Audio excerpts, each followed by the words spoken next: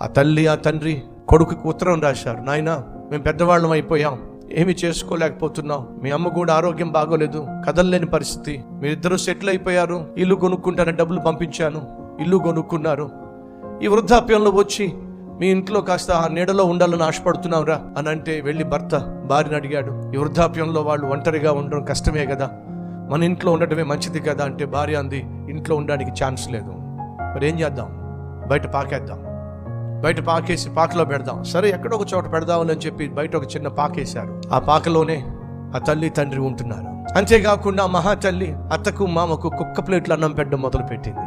అది కూడా ఒక ప్లేటే, ముందు మామయ్య భోజనం చేయాలి, ఆ తర్వాత అత్త భోజనం చేయాలి. ఏ ప్లేటు? కుక్క ప్లేటు. ఒకరోజు ఆ కుక్క ప్లేటు కాస్త మాయమైపోయింది. కనిపించకపోయేసరికి కోడలు గొడవ చేసింది, అరిచింది, కేకలేసింది. ఆ రోజు వాళ్ళిద్దరిని మార్చేసింది ప్లేటు కనిపించకపోయేసరికి.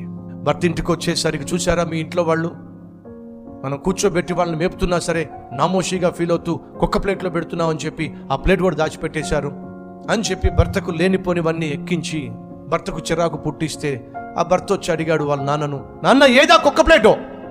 మాకేం తెలుసురా, మాకేం తెలుసు అంటావు ఏమిటి, నీకు తెలియకపోతే ఇంకెవరికి తెలుస్తుంది, కనీసం ఇద్దరికి 2 ప్లేట్లు ఇచ్చినా మీ అమ్మ ఒక ప్లేట్లో నేను ఒక ప్లేట్ తినేవాళ్ళం, మీరేమో కుక్క ప్లేట్ ఇచ్చారు, అది కూడా ఒక ప్లేటే పెట్టారు, నేను తినాలి ఆ తర్వాత మీ అమ్మ తినాలి, ఇప్పుడు ఆ ప్లేట్ కనిపించట్ల, పొద్దు నుంచి మేము మాడిపోతూ ఉన్నావురా, లేదు మీరే కావాలని చెప్పి ఆ ప్లేట్ దాచిపెట్టేశారు, మేమెందుకు దాచిపెడతావురా? వెంటనే భార్య అంటుంది, చూడండి ఎంత నాజుగ్గా మాట్లాడుతున్నా మీ నాన్న అని చెప్పి భర్తను ఇంకా ఎక్కేసేసరికి ఆ భర్త కోపం వచ్చేసింది. పక్కనే కర్ర ఉంటే కర్ర తీసుకుని తండ్రి మీదకి వెళ్ళి కొట్టేశాడండి.